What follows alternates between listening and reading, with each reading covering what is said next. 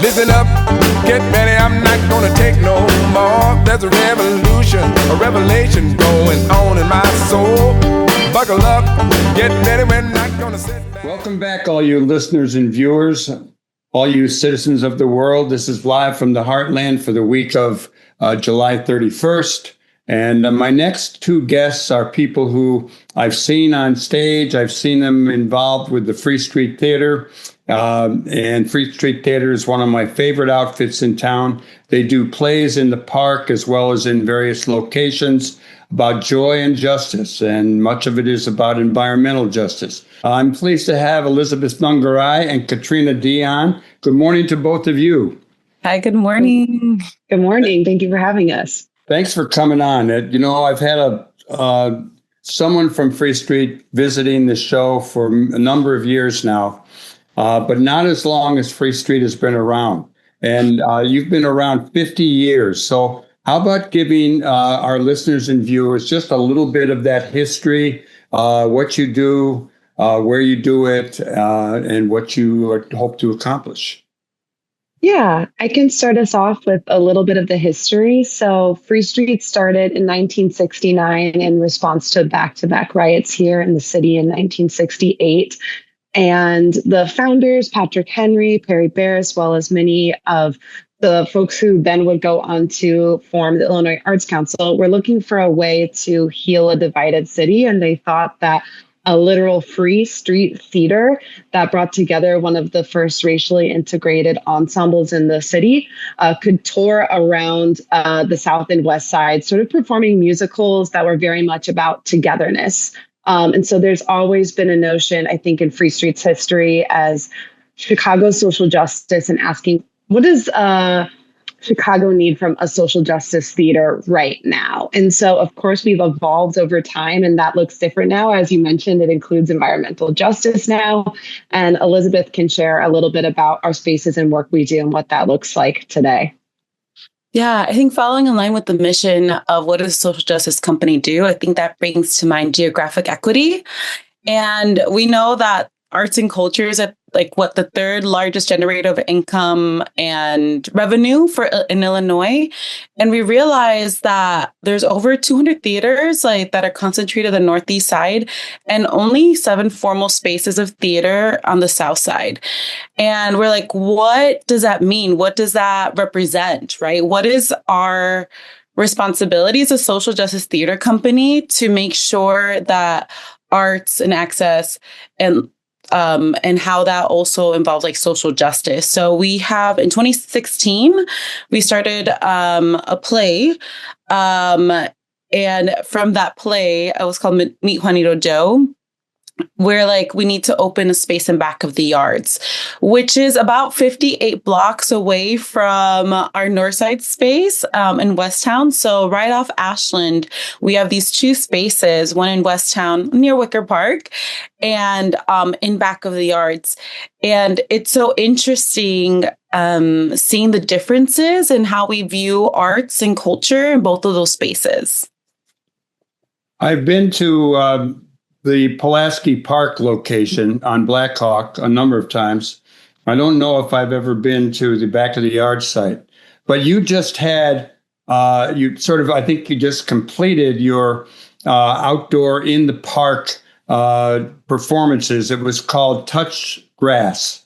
And my understanding I was hoping to see it, and I know there's going to be another opportunity, and I'll bring that up shortly. But tell us a little bit about that play. It's an interactive puppet play. It invites the audience to explore the parks as spaces for connection to nature, et cetera, et cetera. Fill us in on that play, what it's about, and how it came to be. Yeah, so for the entirety of our history, Free Street has been performing for free in the parks or outside. And so this is very much a part of that legacy of our organization. Another part of what grounds every production that we do is working with a community partner and developing a show that can act as a clear tactic in their strategy. And so for Touch Grass, we are a part of a cohort of tree ambassadors with the Morton Arboretum, which is all about tree equity in the city. And so just like Elizabeth noted about arts equity and distribution of art sites, there's also an equitable distribution of trees in the city, which contributes to air quality, temperature, and quality of life overall. And so as a part of this tree ambassador program with the Morin Arboretum, we are working to get 100 trees requested and planted in back of the yards and surrounding neighborhoods. And so a part of us getting people to understand and maybe join us in that mission is creating this show where there is this 12-foot tree puppet that comes out and is teaching this child acorn puppet to get off their phone and touch grass, to interact with the land and just experience what it is to just be with the earth and appreciate it and plant a tree together. And then following this performance, which is about 15 minutes for all ages, the folks can walk around and interact with these different installations that were created by an artist, Pedro Truba, who just created these gorgeous things where you can draw on a house. You can put chisme on a chisme tree to talk about like mycelium and how trees communicate. So all of these installations have a way of getting you to interact and learn about trees. And then while you're there, you can talk to a staff member and give us your information to sign up for a tree as well. Where did you put this on? What parks were you in? Do you remember? Yeah, we were in Davis Square Park. We were in Gage Park, Sherman Park, Kosinski Murphy Park, which is a part of McKinley Park. And then we were also in Cornell Square Park as part of our Night Out in the Parks run of the show. Do you ever think about going to other neighborhoods? I mean, there are certainly racially diverse neighborhoods in the city that aren't on the south and west sides. And I just wondered, there's a lot of parks that probably would love to have you. Yeah, totally. Do you want to say a little bit about it, Elizabeth? And I can add a little bit. For sure. I mean, last year we went to Northside Park, which is always great. I feel we love the North Side, even as a Southsider and as a Sox fan. I appreciate the North Side. And also, yes. Got my White Sox shirt on. Yes.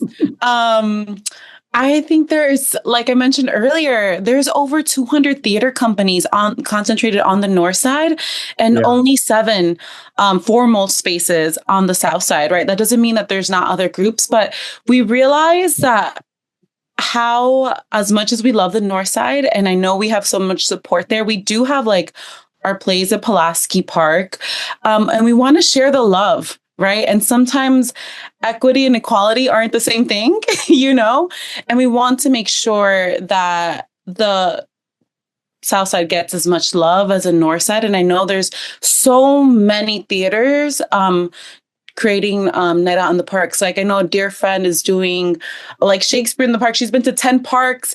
And I'm like, when are you coming to the South Side? She's like, oh, we're not scheduled there. And I'm like, okay. I didn't get offended at all, but I like it. I think that's really good that you're doing it on the South Side and the West Side. Well, for all of us who didn't get to see Touch Grass, there's one more opportunity, and that's my understanding that's going to be on August 8th.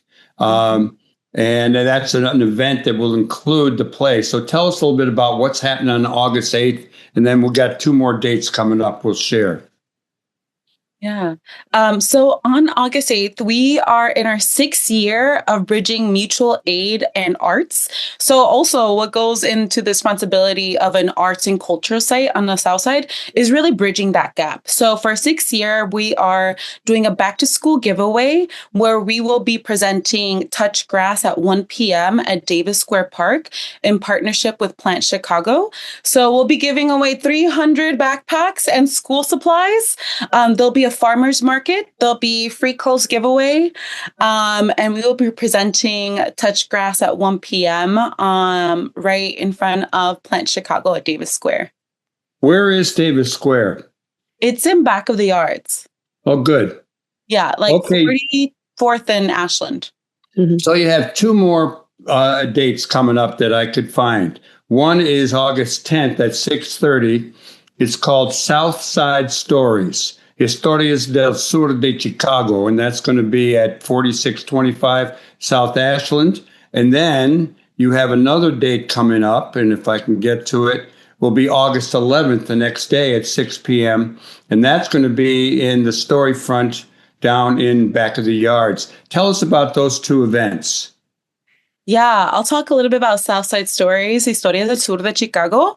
So this is our third year doing it, really highlighting and reclaiming the narrative of what it means to be from the South Side and reclaiming the narrative from the different news outlets that all have a story about what it means to be growing up in Back of the Yards. So this year, it is intergenerational. So we will have groups of people who are over 55 and under 22 really coming together, sharing stories. And it is bilingual. So even from our classes to the performance itself, people will have live interpretation to the ear.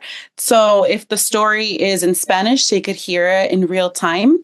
And the story is in English. And if they're solely Spanish speakers, they could hear the story in real time. So that will be at 6:30 p.m. At the space. So intergenerational, intercultural, and bilingual.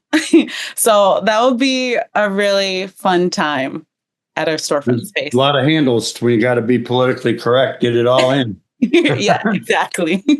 So let's talk a little bit about the process and how you guys work together. So how do these plays evolve, and who are the members? Who do you get to participate? I mean, I've seen both of you around, but every time I've gone, I see new people, and I see some people who are no longer there that I know. So how about telling us a little bit about the evolution and the process of getting the plays ready and how you choose them, et cetera?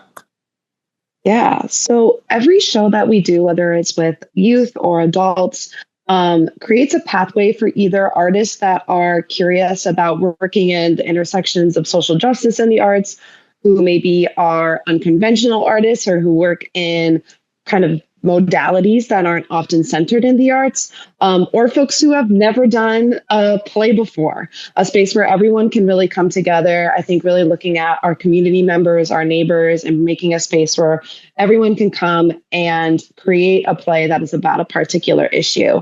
And those are always designed to start with, kind of like with Touch Grass, start with a community partner and a Chicago issue that we are interested in lifting and mobilizing our audiences around.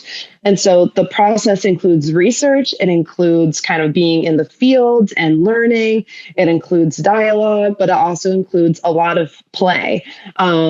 As you know, our two sort of pillars are joy and justice. And so there's, of course, the uncovering and the research and understanding, what does equity look like? What does change look like for this issue? What do we want? And also, how do we tell that story in ways that are not re-traumatizing to the artist and the audience, but instead mobilizing, joyful, sometimes like making jokes at the cost of the oppressor, right? Like we want people to laugh at to take a moment to laugh together at the stuff that ultimately really sucks, but through that space of joy and learning together, feel mobilized to go out and continue to work. So the process is multifaceted, and can be long, but is really engaged in conversation and lifting Chicago stories rather than producing just scripted works by a single playwright. Let me follow that up by asking you, what are some of the Chicago pressing issues that you've addressed in the past plays? Yeah. So Elizabeth, you'll have to help me remember because there's been so many, but as we've said with environmental justice, we've worked with people for community recovery to lift the Hazel M. Johnson cumulative impact ordinance and talk about the toxic donut. We've done a lot of work that highlights the industrialization of the South Sides and the unfair policies that have led to poor air quality and other poor kind of living conditions on the South Side. fighting things like matte asphalt, following things like General Iron, right? Damon Silos, working with lots of EJ organizations. But we've also done things like with the youth this year, where we were talking about the SNAP curfew ordinance that's in effect, and really looking at the criminalization of youth of color in our city, and questioning, if we don't have spaces for youth to build, then how are we supporting them, right? How are we allowing them to build the future of Chicago if we're not giving them the space and support they need now? And as Elizabeth also mentioned through Southside Stories, right, a reclaiming of narratives is also a pressing issue, right? The stories that are told about Chicago and about the South Side, both within our city and nationally, right, do not reflect the lived experiences of so many people here. And so sometimes it's not even just about having a particular issue. It is also about saying, like, that is not the story. That is not our story. And here we're going to have space to lift up the stories of people who are actually from here and revel in that together to change that narrative. So when I have been to your plays, I notice that most of the people are pretty young, like teenagers. And how do you recruit them? Do they come to you? Do you go out and find them? How long do people stay as part of the troupe? Some of you I know are around for a long time, but I don't know if all those kids I see on stage are going to be there in 2 years. Yeah, so with the youth ensemble in particular, which is 14 and 19, and then Elizabeth, I would love for you to talk about some of the youth that are joining the storytelling, and also the adults, right, that are a part of that have been around now for a while. With the youth, they a lot of word of mouth, a lot of Instagram posts, a lot of reaching out to different schools, a lot of, one student has a friend that's younger than them and they come. It's been really cool over the past couple of years, especially, kind of, I feel like in a swing post-COVID that we have a lot of students that stay for at least 2 to 4 years. We just had a student graduate, for every year, we've almost had a student that's been in it for all 4 years. And then after they graduate the ensemble, even if they go to school or something, I think that they still come back in other ways. So we have many students who were in the youth ensemble, and a lot of them are turning 30 now. They're still, coming back and doing readings or working and stuff. But Elizabeth, maybe you can share a little bit too about like the continuity you've seen with some of our adult artists, like in Southside Stories. Yeah, I actually had the opposite. I created a Señora Club where, so for a storytelling series, the people who primarily signed up were adults, probably in their 40s, 50s, 60s. And for this storytelling, Southside Stories, I think our oldest participant is in their 70s, 72. And so within that, it's so interesting seeing the people who have been yearning to tell a story, to be part of a collective and to express themselves. And I think that also is very reflective of what is around, right? And the environment. And so it's so interesting. Like this year, we really were trying to have be 50-50 with younger folks and older folks. And, older is relative, right? And younger is relative. But we really had to waitlist people who were, just because of limitations, we pay everybody who is participating in our Southside program. So they get paid a stipend of $500 for participating in this program, and have a chance to perform it on, as I mentioned, August 10th at the storefront. We really have an influx of older folks who really want to have a space to share story and build community, which I find really beautiful. And a lot of our younger participants keep coming back, and want to do things themselves. They're like, can we do a movie club in here? And I'm like, yeah, okay, cool. Hey, can we do another series in here? I'm like, yeah, cool, let's do it. So it's been really beautiful to witness how a space can be used in multiple ways. And even when I'm tired, when I'm hearing you list the events, I'm like, oh man, but also what a gift, no? let me throw in, we got a minute left for each of you. How did each of you get involved, and what are your future plans in theater, etc.? Katrina, go. Great. I joined as an intern in 2013, and I started with the youth ensemble under Ricardo Gamboa. And then I freelanced with the company as a teaching artist production manager before joining the staff in 2016. This September is my 10th on staff full time, which is wild. Through that time, I've had a lot of different titles, but currently now producing artistic director. I think my future includes a lot of, what Free Street's mission is, which is continuing to make work in Chicago that centers Chicago stories or issues that are important to the city, and to direct work that is highly theatrical, Chicago-based, and to have some fun. That's all I'll say right now. How about you, Elizabeth? Yeah, I joined in 2017 as part of an ensemble of Meet Juanito Doe, which highlighted the stories of Southside Mexican-American artists under also Ricardo Gamboa. He's an influencer. And I joined as an artist, and I came on as staff in 2021. Right in the middle of the pandemic. And I came on as a community liaison, really bridging the gap between what is arts and mutual aid, really taking care of the pantry and stocking up on mutual aid stuff. And then now I am the director of community impact and individual giving. So still doing that. And then also I will not be doing my job if I don't ask people to, sign up for a mailing list. If you go to freestreet.org, scroll to the bottom, you could sign up for a mailing list. And next is a donate button if you feel so inclined to donate. So that is also part of my job. So I'm really glad to have both of you on. I'm a big fan of Free Street Theater. I got myself a hat. It says Free Street. And then on the other side, it says Joy and Justice. For those of you who are listening on the radio or a podcast and not seeing it on YouTube or CAN TV.